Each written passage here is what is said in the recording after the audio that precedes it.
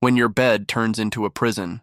Ever noticed how sometimes you're not sleeping, not even resting, just lying in bed, scrolling your phone, binge watching shows, or staring at the ceiling like nothing makes sense? Yeah, there's no fancy name for it, but it happens to a lot of people. You're drained, burned out, empty, and you just sink into the mattress. But here's the catch. At first, it feels harmless, even cozy. The longer you stay, the harder it is to get out. The bed starts feeling like the only safe place in the world, but really it turns into a trap.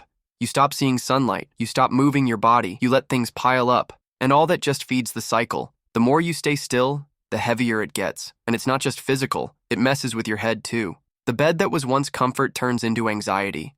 The pile of unfinished stuff grows, you start beating yourself up, your self-esteem drops. You know you need to get up, but it feels like you weigh a ton. That's when the dirty trick kicks in. You start believing you can't, that you're weak, that trying is pointless. Here's the truth. You can flip it. It's not magic, not some get up and be happy BS. It's baby steps. Like, instead of thinking about everything you need to do, just do one thing.